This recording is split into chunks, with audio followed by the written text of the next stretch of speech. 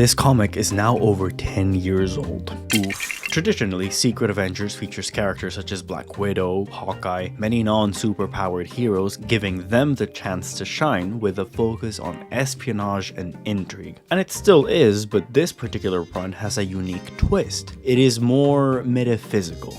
In the run that directly preceded it, the main driver of the tension was the fact that S.H.I.E.L.D., and more specifically Maria Hill, held all the cards. The team were explicitly under her control. They had trigger words implanted in them, which would make them forget all the secrets that S.H.I.E.L.D. wanted to keep away from.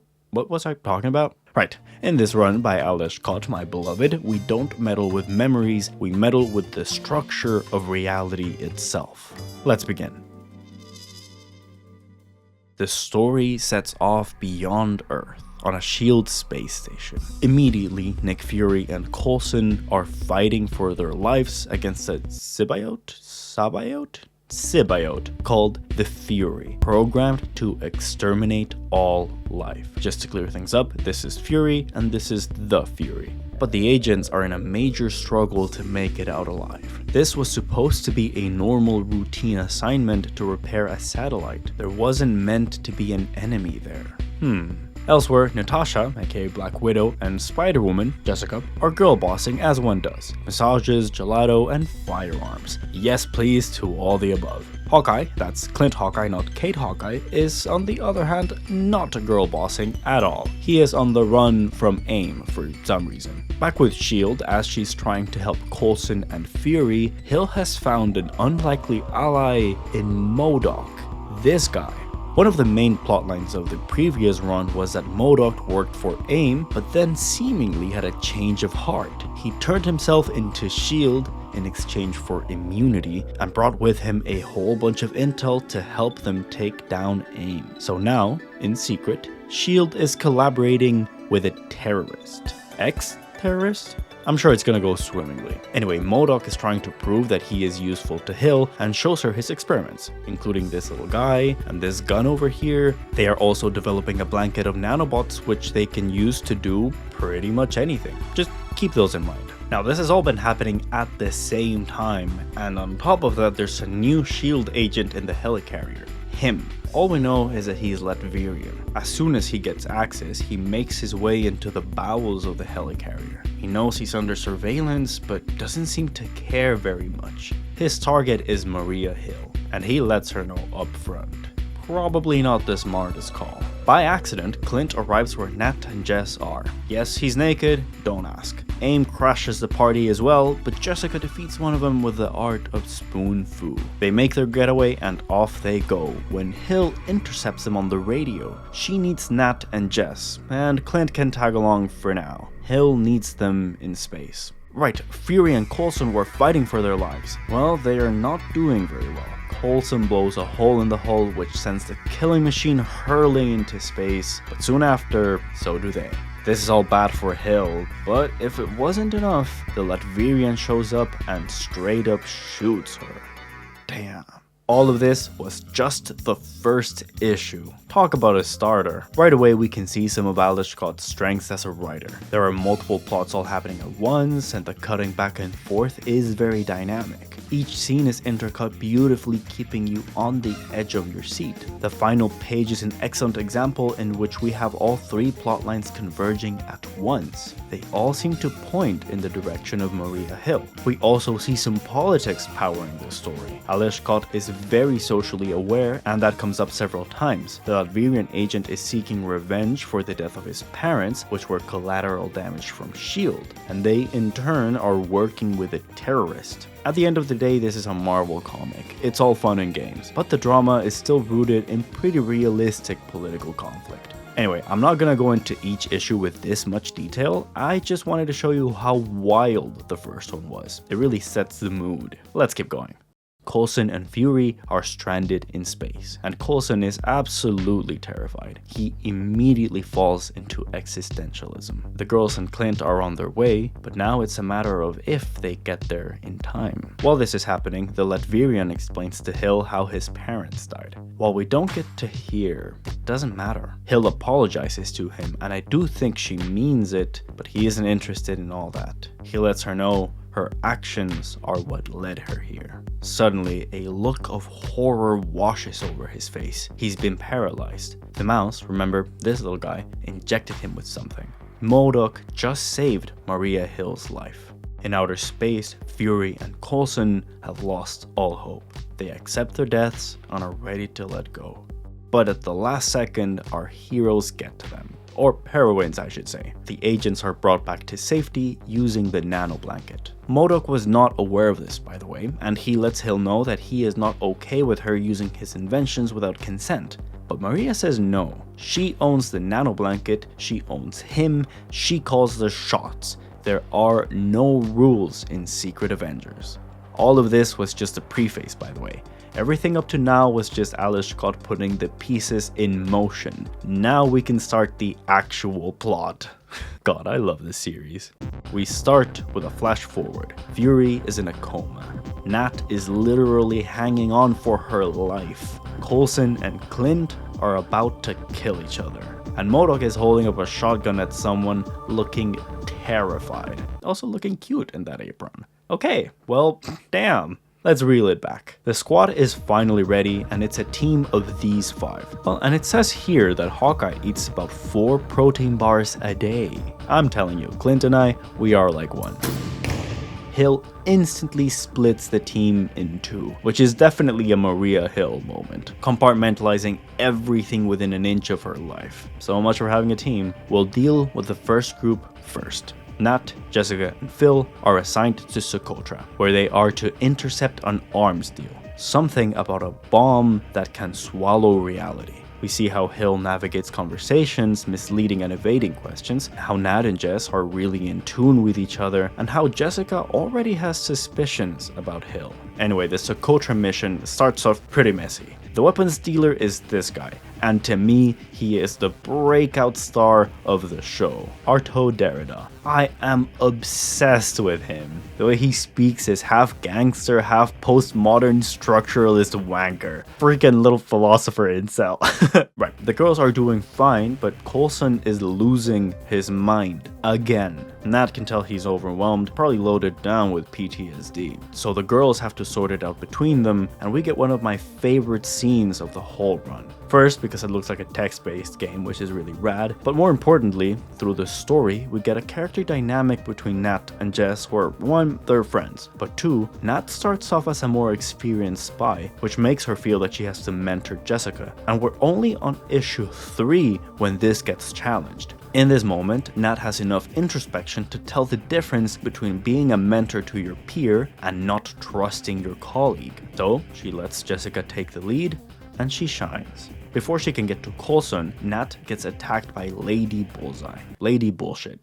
Sorry, but their fight is really neck and neck. Eventually, Phil is able to snap out of it and runs Lady Bullseye over with a jeep. Oof. Meanwhile, Jessica has secured the bomb. Easy. But when she takes a closer look, she finds it unusual, to which the bomb replies. It pulls off an Uno reverse with an epic "No you." Okay, that's interesting. The bomb also tells her that there is no point in disabling the mechanism because it has decided to end its own life. That's right, the bomb is sentient. It says that the world has no meaning, so what's the point of preserving it at all? In its final moments, the bomb settles on the name Vladimir. Jessica tries to reason with Vlad, but nothing works. It isn't until she brings up gelato that Vladimir hesitates. The countdown has stopped for now. Cool. Let's check in on the other mission, the one with Fury and Clint. I'm sure they're fine. They are on their way to capture the Fury, the same murderous symbiote that almost took out half the team on the first issue. Right. They are on the way to Kowloon Walled City, which was a real place, although it was demolished, in 1994, and somehow it's back. Fury here puts it best. While the mission is underway, Hill and MODOK are monitoring them from the helicarrier. They're trying to make heads and tails of it, and MODOK thinks the city is not a simulation or a hologram or anything, but that it's real, and that instead it's been teleported from a different dimension. When the Fury finally lets itself known, it proves just how deadly it is. Several agents don't survive the encounter. They eventually manage to take it down using one of MODOK's inventions all the way from issue 1, the fungus gun. Just like that, it's knocked out and the remaining agents get exfiltrated. Mission over.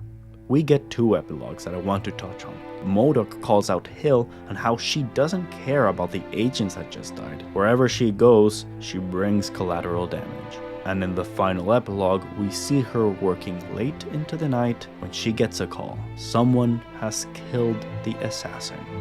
Maria Hill is not the only one under pressure. Immediately following Socotra, Phil takes a leave to take care of his mental health. He is pissed at Maria, and his break is half willing, half enforced. That is one teammate gone. Hill then turns to MODOK, hoping that he can be trusted.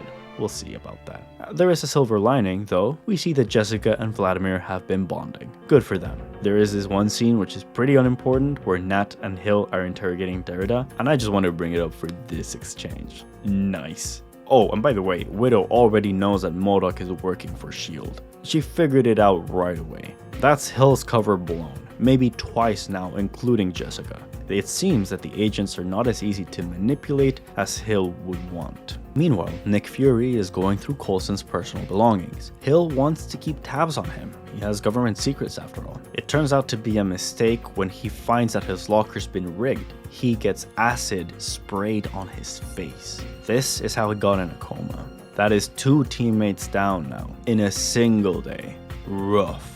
As if this wasn't enough, MODOK and his team make a discovery. The Fury, the unstoppable killer robot, was pregnant. Okay then. And that is where we end the first arc. Pretty out there start to everything, and it's only going to escalate. Let's quickly assess where we are. MODOK is shifty and shady. Hill can't trust him, but she needs someone, anyone to rely on. It might as well be him. Between all the actions and heroics, we touch on one of the main themes of the story. Secret Avengers plays on the postmodern narratives of war, where people fight for the one resource that humans carry inside of them: information. How do you keep your agents in line? Who can you trust? And how much control are you willing to give away? Do you think Maria Hill listens to those You're a 19th Century Villain playlists? I feel like she does. The situation she is in is not enviable at all. On one hand, she gets results, but as we saw with the assassin, past mistakes will come back to haunt you. She tries to control everyone by handling the flow of information, but she is cracking under all that pressure. Coulson couldn't handle it, obviously. Fury is in a coma, Clint is Clint, and Jessica and Nat, they seem fine, actually. Then on the enemy side, we've got 2 mega threats, both equally dangerous. One is a kill button that could just delete the whole planet, but it is sentient and conscious. And the other is apparently not sentient and uncomplicated, but it only wants to kill. There may be no rules to Secret Avengers, but someone has to pay the price. Maria Hill is spiraling. Let's continue. Hill sends Nat and Jessica to Japan because Lady Bullseye has hijacked a train. Apparently, she's planted a bomb. MODOK is explaining the Fury's pregnancy to Hill, and in this frame we see her head is almost as big as his. Naturally, they are both curious about the babies. The interesting part is that MODOK theorizes that everything that's been happening is somehow connected. This is one of the many plotlines in this comic that puts the 2 of them on the same line. These 2 think they're so different, but they're more similar than they're comfortable admitting. MODOK thinks someone is after them, while Hill secretly thinks that this is all his doing. We'll see how things shake out. In Japan, Nat uses the nanoblanket to intercept the train and fight Lady Bullseye head-on. Jessica, on her own hand, infiltrates the train in secret. Divide and conquer. The ladies' rematch sets off, while Vlad tells Jessica that there's nothing on the train. This was a setup. There actually is a bomb, but it's not on the train. It's ahead of them, waiting on the tracks. It's a bomb identical to Vladimir. It goes off and summons a black hole. Lady Bullseye and Black Widow have met their match in each other. Neither of them is making it off the train. So against her friend's wishes, Nat orders the nanoblanket to yeet Jessica off the train. Nat and Bullseye keep fighting as they get swallowed into the portal. The entire team together lasted for 1 issue. 1. Now there's only the divorced couple, Jessica and Clint. Speaking of Clint, he's been tasked with following Coulson's trail to figure out where he is. Turns out he stopped in Venezuela and met with a shaman, apparently connected to Derrida. He claims neutrality and invites Coulson to sit with him, while drawing some interesting things on the ground. A few hours later, Coulson has a breakthrough. It is all connected. Tlon, Uqbar, Orbis, Tertius. 2 days later, Clint has found the same shaman and, with a little bit more guidance, comes to the same conclusion as Phil. He gets pointed towards Buenos Aires, so on he goes. And there he finds Deadpool. Why? Dude, why? I quit. One day, a man wanted to write a novel in which the main character was deliberately unreliable. They omit important details, lie to the reader, and confuse them in order to indulge in a banal reality. Him and his friend were debating and researching when they came across this place called Uqbar, which at first seemed fake, but later they found some evidence that proved its existence. All within an encyclopedia, a country called Uqbar. Little is known about the nation itself. However, the encyclopedia mentions literature created in the country. It all revolves around Tlon, an imaginary place. So the mythology of this maybe fake country is all about this definitely fake place. This is all made doubly strange when another friend of the narrator researches their own copy of that same encyclopedia only to find not a single mention of Uqbar or Tlon. Strange. Oh, and I should mention, this story takes place in Buenos Aires, which is definitely a real place. That makes 1 out of 3 so far. Anyways, sometime after this discovery, the narrator stumbles upon a book which was meant for a friend of his. Someone received the book just a few days before dying. The narrator goes on to explore it and finds it titled A First Encyclopedia of Tlon, Volume 11, Helen to Younger. He is shocked. Just a while ago, he had tried so desperately to find any information on Uqbar, anything at all. And now, in his hands was this rich, detailed description, a first-hand source on the life, geography, culture, mythology, everything about Uqbar. It was all real. At this point, the narrator reasons that Uqbar must be somewhere on another planet. He mentions that he found no record of any other tome, just the 11th one that he holds. Moreover, upon discussion, new details about Tlon come to life. Apparently, the mythological plane of which the people of Uqbar wrote about was an invention of many people across different disciplines, not the creation of a genius. Tlon is a community project. Despite working with its own internal logic, Tlon isn't chaos. The book details the internal laws and rules, which are very precise and unique. Some people find the fantastic biology of Tlon fascinating, with their invisible tigers and blood spires. The narrator tells us some more about the people who live in Tlon. Everything there is idealistic to the highest degree, which is to say, there is no sense of causality or complicated schemes of reason. Finding the truth is easy. Everything is its own thing, its own idea. Everything is philosophy. Now let me explain, and bear with me. The narrator tells us that in Tlon there are no nouns. Everything is told in adjectives. For example, they don't say moon. They say round airy light on dark, pale orange of the sky. This means that nothing is exactly real. Everything is about how you perceive and interpret it. That way, even if there is no moon, the description of one survives. I love it when we speak like this. It kind of shows how cannibalistic the human mind can become. Anyways, this worldview makes psychology the most important science in Tlon. If reality doesn't matter as much as what we think of it, the mental process of learning becomes the most important thing to study. The process of perception and understanding. The people of Tlon don't believe in time either. Some say that only the present exists. The future is what we hope the present could be, and the past is what we remember the present to have been. Naturally, people don't agree 100% on what they remember, and so time doesn't exist. It becomes hypothetical. No one can see eye to eye on anything that we, as human beings on Earth, take for granted as truth. All of our hard sciences like geography, physics, chemistry, all kind of fizzle out in Tlon. The philosophers of this place don't hunger for any truth. What they are looking for is wonder and surprise. The astounding. We even get a fable that explains how they kind of lack object permanence. It's kind of funny. One day, a guy loses a bunch of coins, and then, in different amounts, they are found by other people. Person A lost them, and persons B and C found them. This idea is very simple for us, but to them it represents a real philosophical problem. It implies causality, which, as we went before, they don't believe in. It also implies that the lost coins are the same as the coins found. A very simple suggestion for us, but not for them. In the end, a philosopher solves this conundrum by telling us the guy who dropped the coins and the ones who found them, they are all one and the same. They might seem as different individuals, but in truth, they are all part of the same collective, the same gear in the universal engine.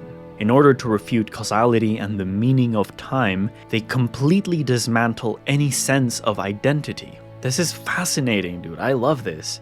But what's all this got to do with Marvel? So anyway, Deadpool, right? He's abducted Hawkeye claiming to be his biggest fan, which is actually me, by the way.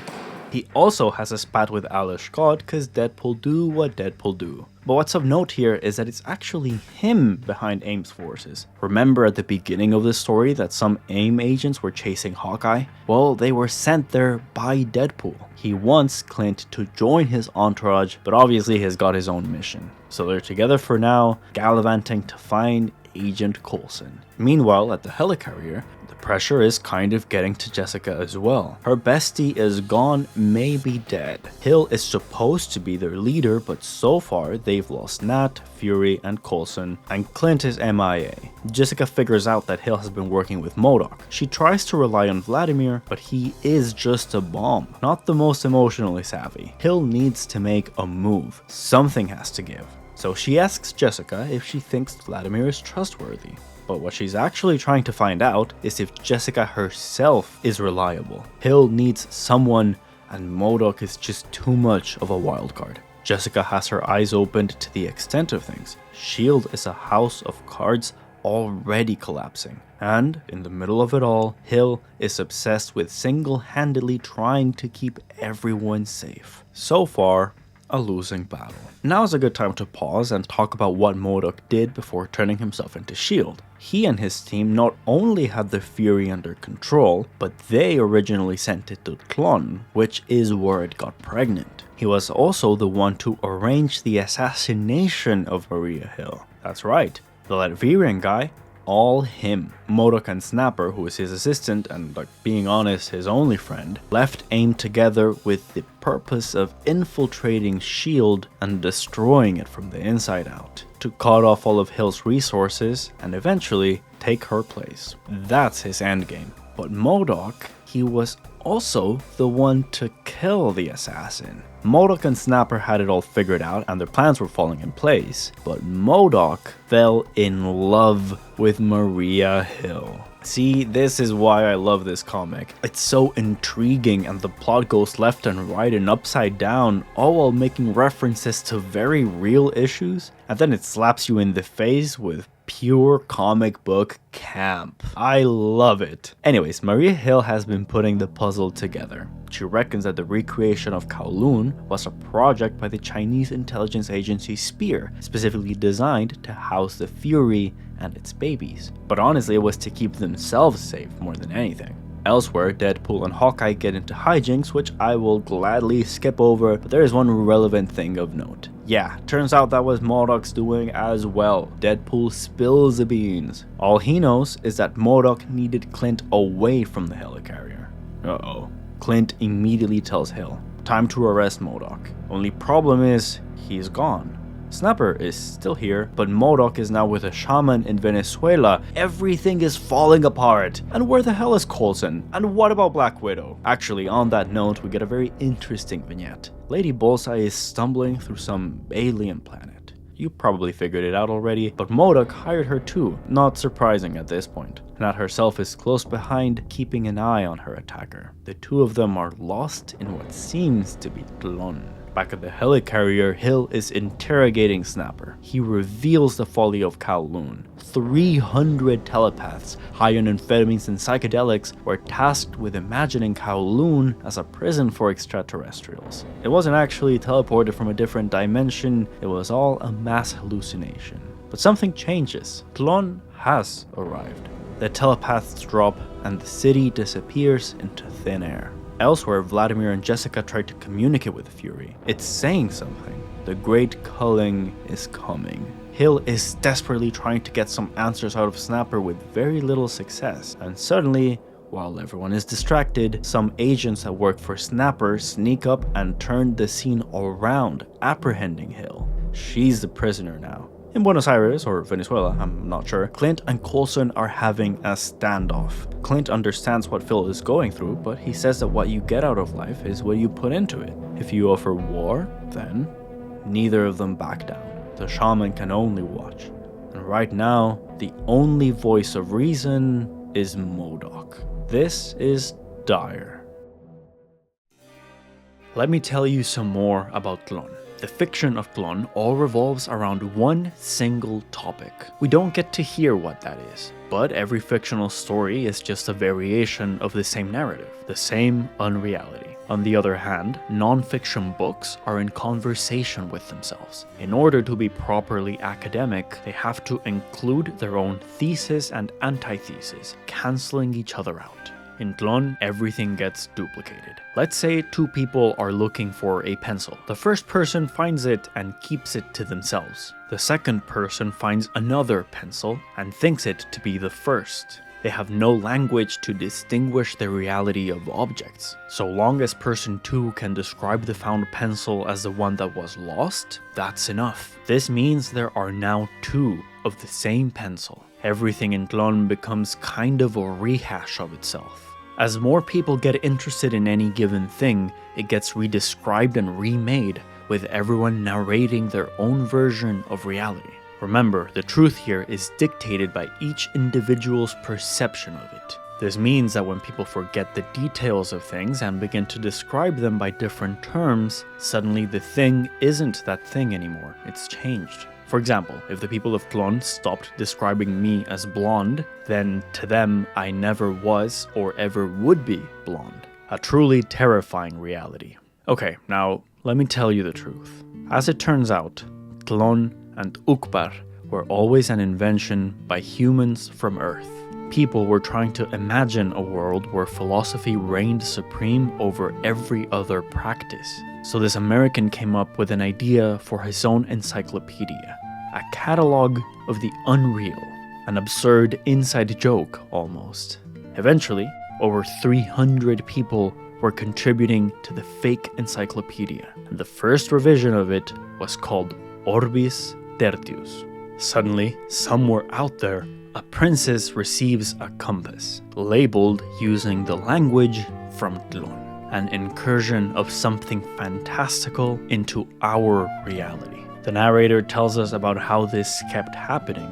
He found some cones made of a strange alien metal, extremely heavy, heavy enough to harm someone while carrying them, but they're tiny. Something so small, you just find on a table and not think twice about it. These objects were sacred within Tlon. Eventually, all the other volumes of the Encyclopedia of Tlon surface, but their veracity is unknown. Maybe they were found, or maybe they were written to cash in on the popularity of the Orbis Tertius. All of this happened in 1944, at which point the philosophy of Tlon spread more and more across the world. Now hold on, because this is where it gets real. Too real. The narrator details how ideologies found in fascism prime us to fall for philosophies like those of Tlon. It is seductive to think in terms of perception, to rely on confirmation bias and forget the facts of the world, to be so willingly taken by the emotional catharsis of spectacle. You stop seeing people as human beings and they become simulations. It's easy to see someone different from you as less than human, or at least less than you, when you consider yourself the uberhuman, the ultimate dictator of truth. The narrator explains how this metaphysical ideology consumed the world. The rejection of truth made it easy for the world to descend into tyranny. Racism, sexism, all the evils that we face in the world today. The narrator tells us how Tlön has replaced the history of the real world and we have become Ukbar. Our life stories are mythological and we refuse the truth. Let's wrap up Secret Avengers, shall we? Phil Coulson has not been having a good time. He doesn't trust Hill or Natasha or basically anyone else. He doesn't hear reason until Clint brings up what happened to Nick Fury. In his paranoia, Phil ended up putting his best friend into a coma. He puts the gun down. The acid trap was meant for somebody else. Back at the helicarrier, Snapper is having the time of his life. He just seized control of S.H.I.E.L.D., the helicarrier, everything. Having shaken off the shackles from MODOK, he is done hiding. Time to act. First order of business, Nick Fury. He's already incapacitated, might as well take him out for good. What he doesn't count on is Spider-Woman. She sneaks her way through the agents and makes it not to Hill, but to the Fury. Vladimir and it make a deal. Help us and we'll reunite you with your children. An agent makes his way to kill Nick Fury, but the Fury intercepts him. Jessica attempts to rescue Hill, but at that exact time, Tlön is unveiled. There's been a mistranslation. The Fury is not after the Great Culling, it's the Great Calling. Somewhere out there, MODOK is having a revelation. He's in love with Maria Hill because he's finally found a mirror. Another schemer, like he is. They are both convincing themselves that they are doing a good thing. But are they? Let's wrap it all up. MODOK sent the Fury to Tlön, keeping it in reserve, and then sicked it onto the Misericordia, the S.H.I.E.L.D. space station, to kill Fury and Coulson. But two things happened beyond its influence. Spear got a hold of the Fury, that was Snapper's doing, and the Fury got pregnant. That was definitely not Snapper's doing. While this is happening, in Tlön, Black Widow has overpowered Lady Bullseye. But just as Nat is putting on the intimidation tactics, these two show up. They're in trouble. Somewhere else in the Venezuelan forest, Snapper leads his prisoners, Hill and Jessica, to his latest prison, the new walled city willed into existence. The nursery. We get a fantastic line from Derrida as well. In the meantime, we see the boys left at the helicarrier, now with no matron. The Fury saves Fury and helps him recover. They've got to find a way to save the day. As everyone else is trying to come together, Nat and Lady BS have an easy decision to make. Let's survive. They want to make it through this gate, but at the moment, these two creatures are standing in the way. The annotations tell us to pay attention to their coloring. It reflects the lady's colors, but I think it goes deeper. So far, in Tlön, we haven't seen anything else that could be classed as alive, but these four, they're all living beings, and they're all interlinked. Back on Earth, we see these incredible shots of people that are powering the nursery. They are tied up in a trance, performing a rite. Do you know who is innocent in all of this? The Fury's babies. Honestly, they just want their mom. By her prison cell, Derrida taunts Jessica. Just because you're too afraid to talk to the girls doesn't mean you don't deserve them already. You deserve the sexy, sexy girl. See, I told you we had an incel on our hands. I knew it. Anyway, Jessica has pheromone powers or whatever, but even without them, Derrida would always have been easy to manipulate. Snapper says he wants to get rid of bullies, which fair enough, like I would bully him, but through obsessing over his past weaknesses, he has pigeonholed himself into one behavior, one track, one mindset. As Snapper's plan is reaching its end, the boys and the Fury all arrive at the nursery, and the Fury really wants its babies back. I pity the fool. Once the boys make their way to the right, Snapper offers them a deal. MODOK for Maria Hill. Everyone is trusting him, but he seems to be incapacitated. Snapper activated the machine. Tlön is upon us. All the prisoners, all the new additions to the ritual, they're all using their brain power to bring Tlön into reality. As the portal opens, Snapper positions himself as the new world leader. Kill all bullies, he says, commanding a newborn creature to kill. Now, almost everyone got stuck with these microchips. They're how Snapper is harnessing their brain power, but not Hawkeye. in just 15 seconds, he incapacitated the entire safety outfit for Snapper. Not so stupid after all, is he? But still, a giant dimensional monster is a giant dimensional monster. Very little an arrow can do against that. Jessica tries her hand, but she realizes that she shouldn't knock Snapper out as much as she wants to. That would endanger everyone who's connected to him. Instead, she does what she's always done so far, which is empathize with him. Suddenly, Snapper isn't suffering all alone. Suddenly, he isn't suffering in silence. If anyone else is feeling his sadness and coping with it as well, then maybe the interdimensional monster lays eyes on the Fury, kind eyes, caring eyes. That is the other parent to the Fury's babies. Clint makes sure everyone has a chip. Jessica embraces Snapper, who takes off his headset willingly, and somewhere above them, Vladimir hurtles down from the sky, singing Fiona Apple. Ales Kot, you unhinged maniac. You're the best. Snapper's plan was strong, but it was powered by hate. To take him down, all you need is to flip the machine against him. As soon as he was disconnected from the headset, Klon became whatever those that were left could imagine. A nice world, a kind world, somewhere safe and forgiving. A light in the dark. It's all a great adventure if you want it to be.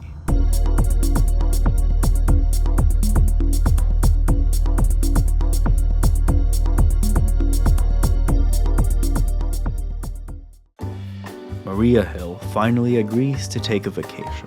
Somewhere in Ohio, MODOK is enjoying retirement, away from S.H.I.E.L.D., AIM, until Hill suddenly shows up. He is wary of her, and honestly, with good reason. But she's not there to hurt him. She thanks him for coming up with a plan to nullify Tlon. It cost them Vladimir, but extinction was averted.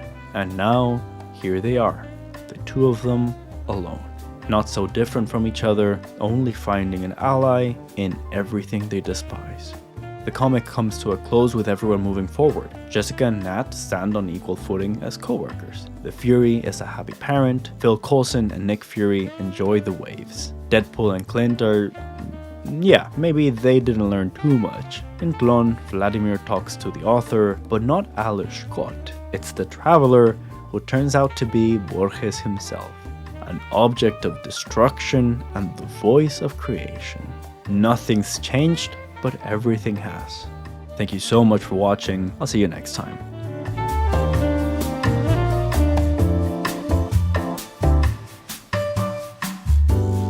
Tlon